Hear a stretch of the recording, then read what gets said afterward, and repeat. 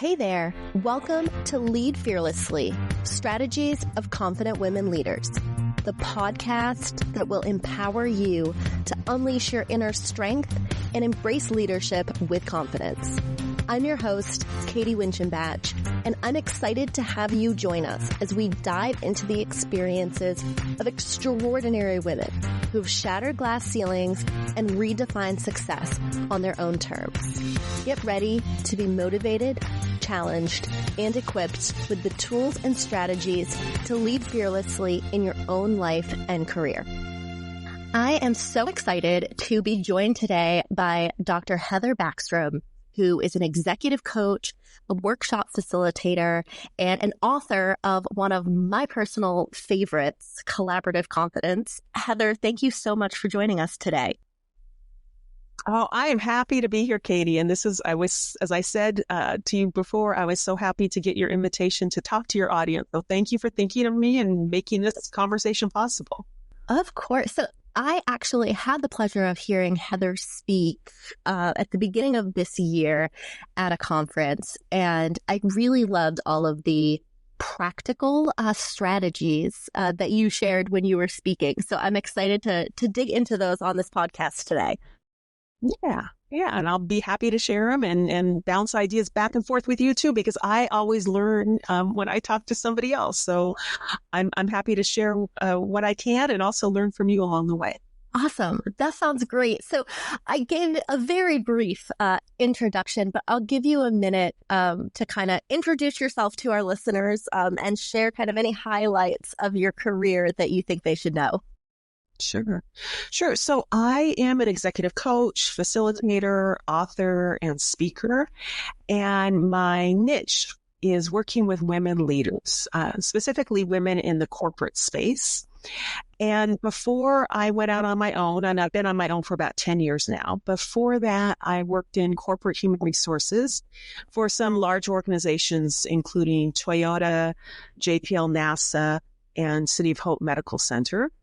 And then 10 years ago, went out on my own to do the work that I'm doing today and love my work and love my clients and am just thrilled to bring it to the world and particularly to bring it to women leaders. And the name of this podcast is Lead Fearlessly. And we're going to talk a lot today about building confidence and self-promotion. But I want to start by asking you, what does it mean to you to lead fearlessly? That is such a deep and important question. And I think it does differ from woman to woman because what's fearless to me may not be fearless to you.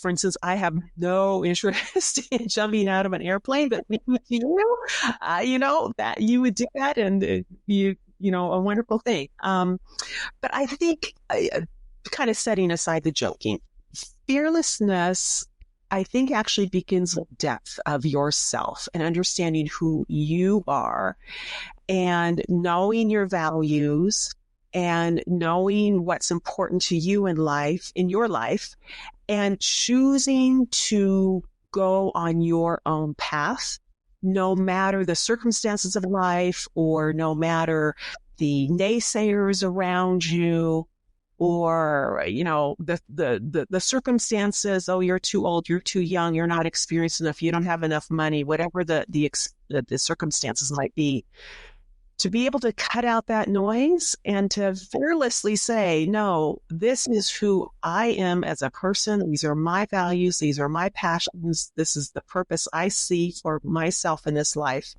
And I'm going to move forward with that and ignore the noise. I think that actually is what is fearless.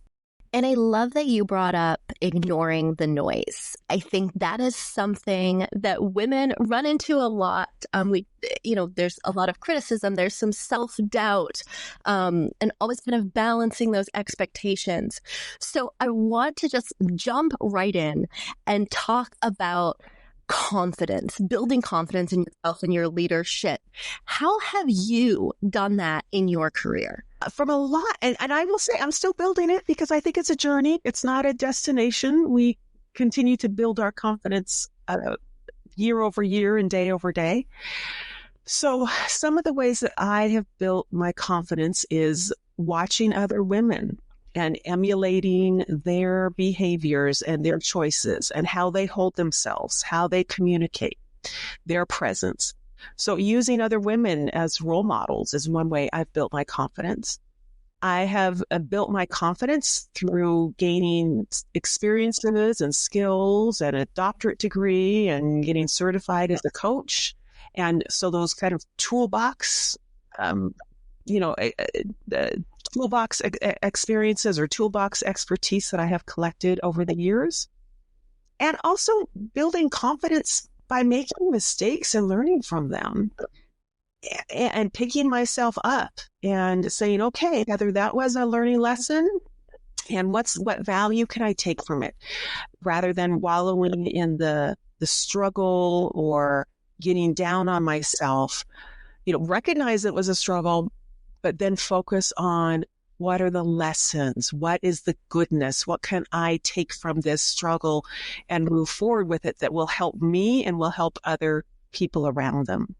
So those are some of the ways that I have built my confidence. And I'll also add another way I've built my confidence is listening to other people's feedback, being receptive to what other people say and their perceptions of me and what behaviors they appreciate and they value and they enjoy. And then are there some behaviors that maybe, rub people the wrong way? And what can I learn from that? And what can I learn from the accolades that I get from other people, whether it's about myself or my work?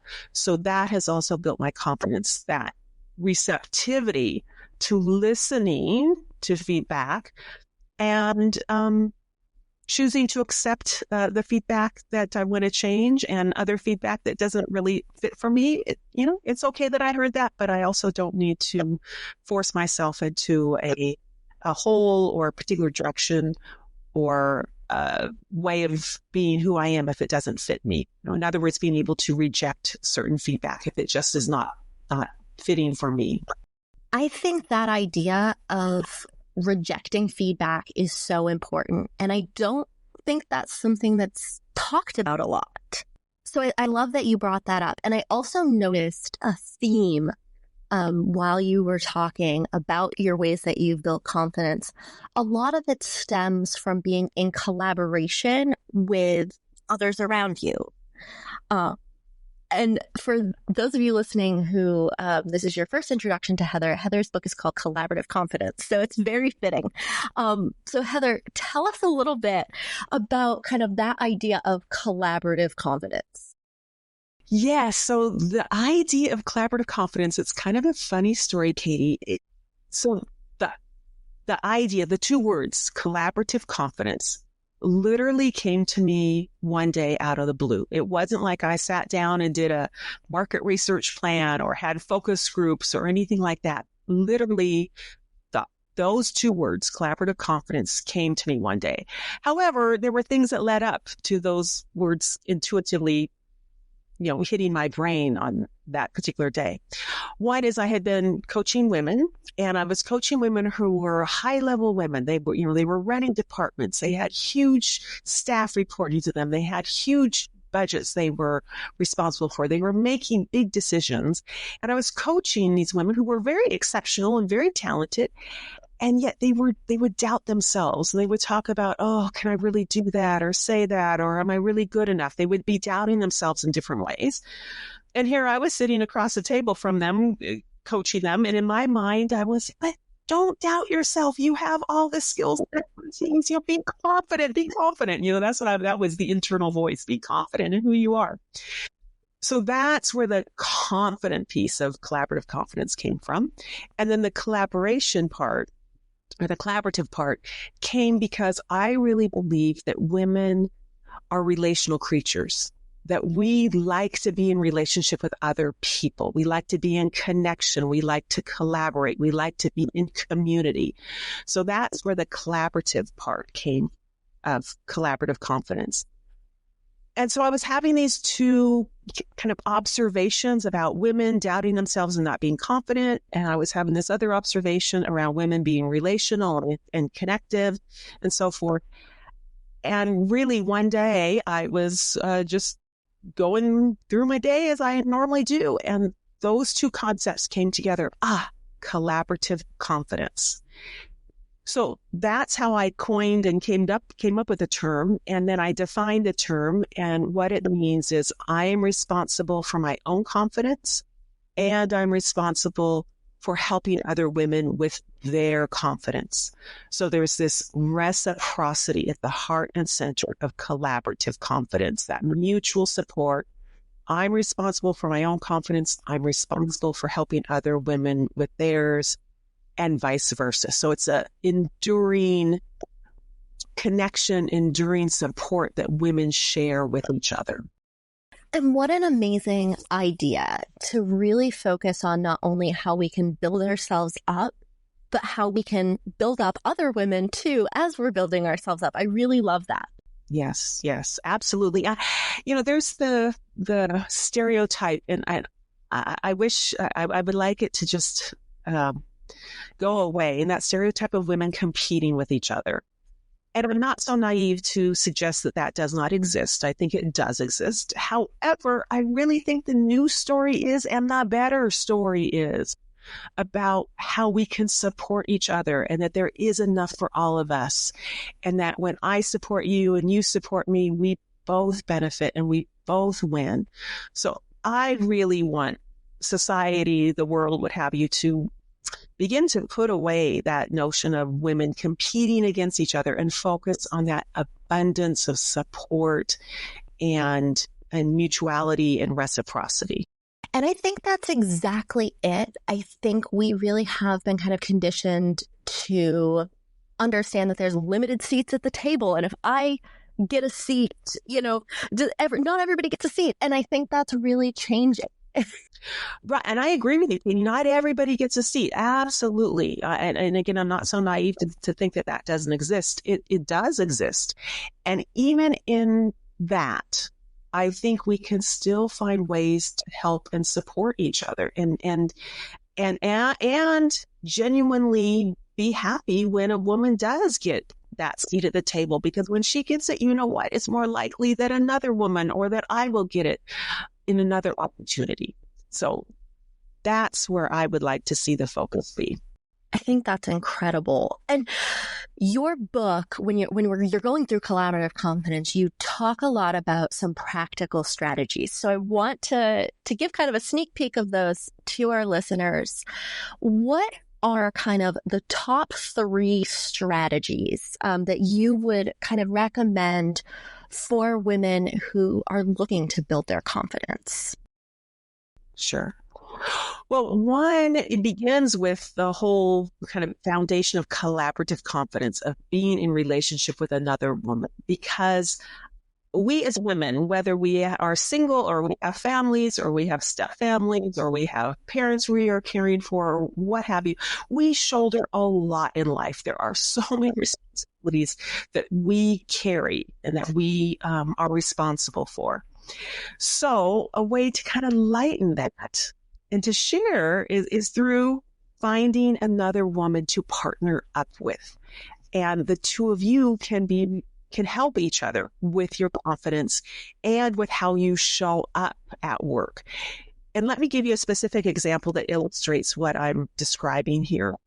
So it comes from the Obama White House. And I talk about this story in the book that I wrote.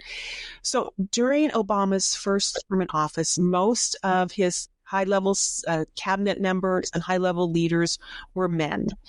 And there, of course, were women on his cabinet and women who were in senior level positions as well. And these women were finding, probably like every woman listening to this conversation right now, they were finding that in meetings they were being interrupted, or they would give an idea and 5 minutes later it's Joe's idea, so they weren't getting credit for their idea.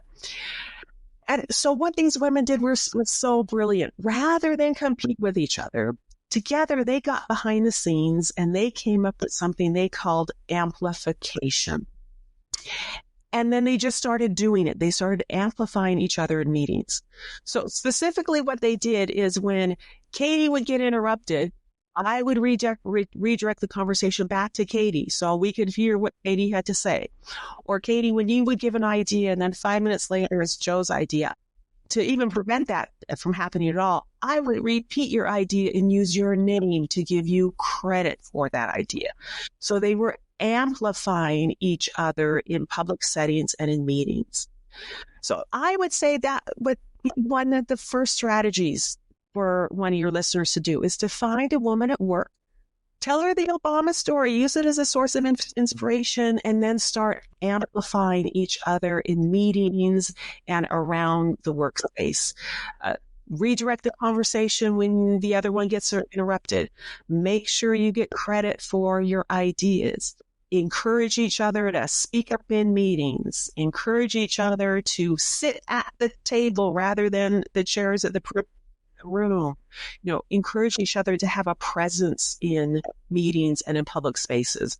I would say those would be some initial ideas and strategies to start to build your confidence and to raise your profile. And I think hand in hand with that is making others aware of the accomplishments that you're making, because so many times women are doing these incredible things in their companies, and nobody knows. Yes. And there's so much stigma a lot of times around self-advocacy and women kind of having that visibility, I think would be a good word. So what are your tips for making that seem more approachable for someone who is like, I don't know how to, tout my own accomplishments without feeling just so uncomfortable? How do you start doing that? Exactly.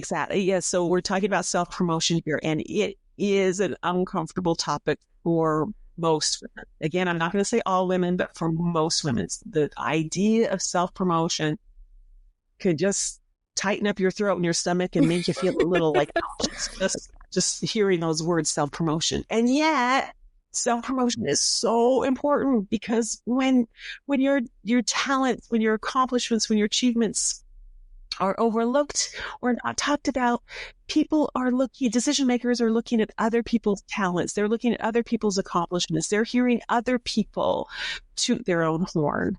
And so it's important that, especially for women, that we find ways to make self-promotion feel easier, feel more comfortable, so that we can talk about our accomplishments, and therefore other people start to notice them more and start to talk about our accomplishments.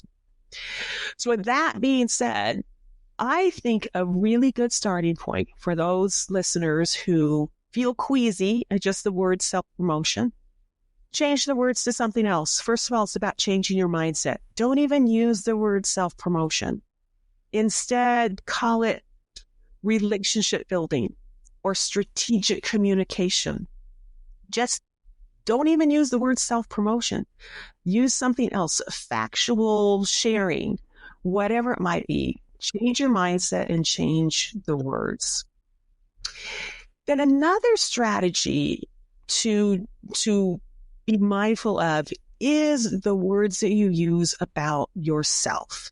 And often what women in particular will do is when they get an accolade, when they say, oh, congratulations, Heather, you did a great job on project XYZ.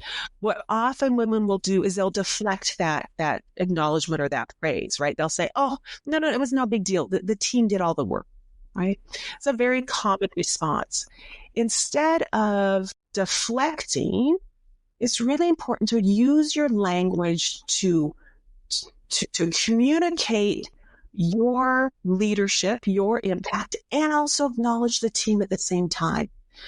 So when I say, hypothetically, get praise for, oh, you did a great job on that project, rather than deflecting, I could say something to the effect of, it felt really great to lead such a solid team, and I was happy to lead them across the finish line.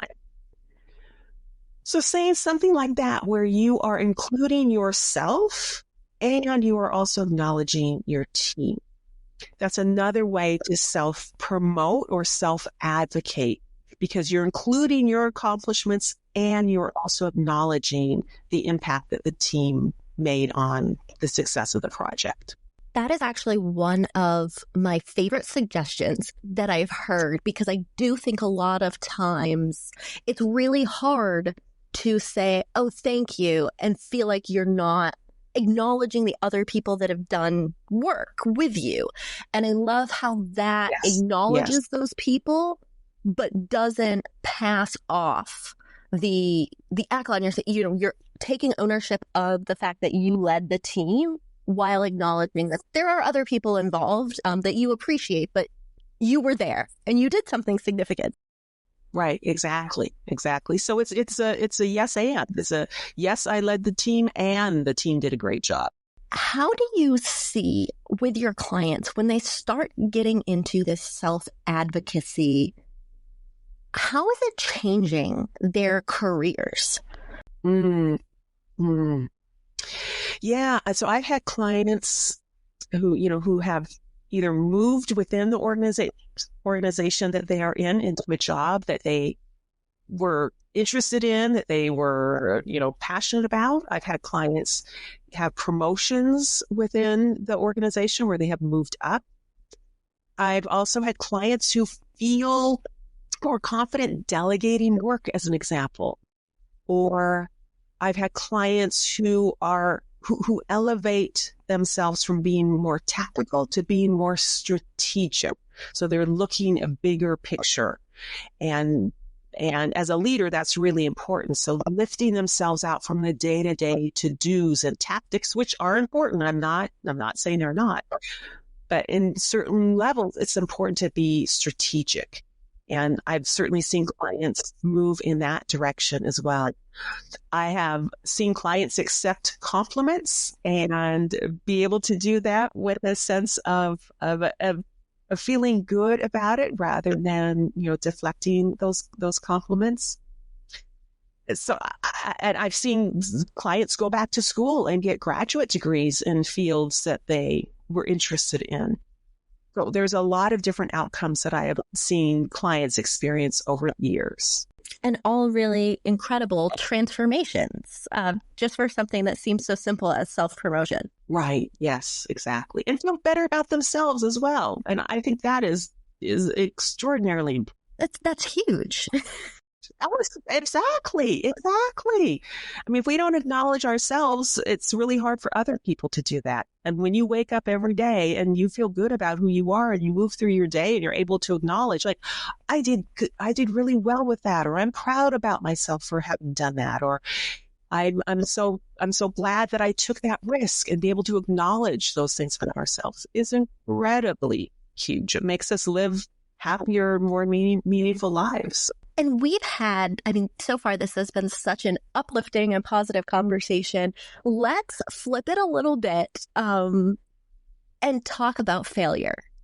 Because I think a lot of times we like to talk about the accomplishments, think about the good things, but we are all inevitably going to experience failure at some point. And I really appreciated what you brought up at the beginning of this conversation, which was about learning from failure. So I want to ask you, is there a time you can share with us where you failed and you learned from it and made the most out of it? Sure. Let's see what happened last week. So I'll tell a story. I talk about this story in the book. And when I first experienced this, when I was first going through this failure, I was really embarrassed about it. And even afterwards, didn't want people to know. Now I'm very open about it and happy to share this particular story, because I have taken so much as a result of this story. So I mentioned when I was introducing myself that I worked in corporate human resources. And so this story goes back to the time when I left corporate HR to become independently employed in executive coach. So at that point in my career, I'd been working in human resources for a long time, and I really wanted to do something different. I wanted to be a coach. I wanted to be a facilitator. I wanted to do leadership development work. And I found myself still kind of stuck in human resources. And one day I made a mistake at work. And I admitted the mistake. I didn't try to cover it up. And I got a written warning because of this mistake I had made. And it was, it was a written warning just like the hundreds I had written over the years for other people. So I got this, written warning, and that my job, could be in jeopardy if things don't improve based upon this mistake that I had made. And what that mistake did for me, it did a lot of things for me, but I'll hone in on a specific aspect, is that mistake was the last little puff of air I needed from the universe to make me decide, yes, I am going to be an executive coach. I'm going to leave this career behind that I was ready to leave behind years ago, but I was still holding on. And if it were not for that mistake, I don't think I would have gone out on my own as an executive coach. So I really looked hard and at myself and what I really wanted out of life. And I knew that I wanted a change in the work that I did. And then I also looked forward to the end of my life. I kind of thought forward to the end of my life. And I thought, Heather, you do not want to lay on your deathbed and say you didn't at least try. And I thought, I am going to quit my job, and I'm going to try, because I am not going to lay on my deathbed and have that regret. Now, I may lay on my deathbed and say, well, you tried and it didn't work out, and that's fine. But I was not about to lay on my deathbed and just say you didn't even try. So that written warning made me quit. Finally, after years of wanting to, made me actually quit my job without a single client lined up, without a notion of how to get a client, but no website, no business card, no networking underway already. It was like jumping into an empty swimming pool when I quit my human resources job as a result of making that mistake and getting written up for it. And look at how it turned out. Look at how it turned out. Exactly. It definitely a mistake or a failure that really did result in such a positive outcome for you. Yes. It did. And I think most people, they want to do good work at work, and they want to have successful careers, and they don't want to make mistakes, and they don't want to get fired, and they don't want to have a bad reputation and all of that. And I think we go to work because we want to do good work. And while that was true for me, I did want to do good work. I was also really in a deficit. I was ready to leave.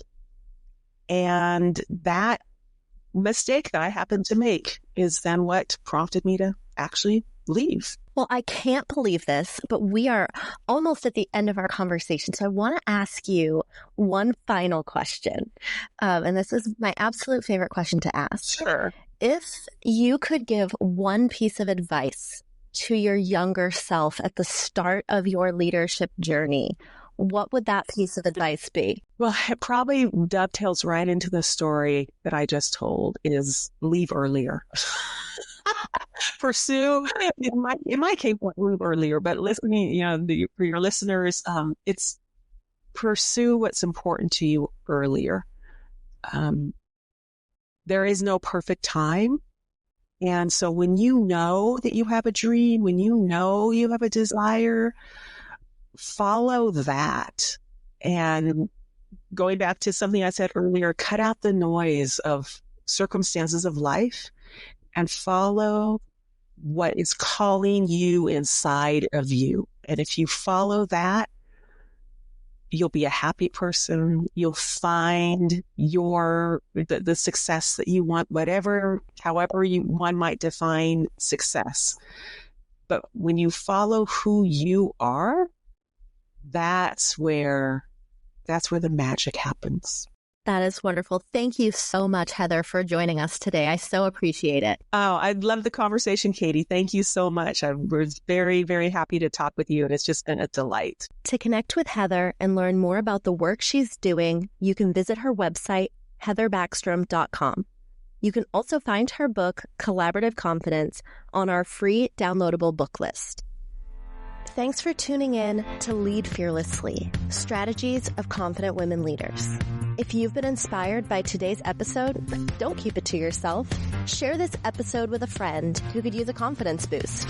Remember to subscribe so you won't miss out when we drop our next season.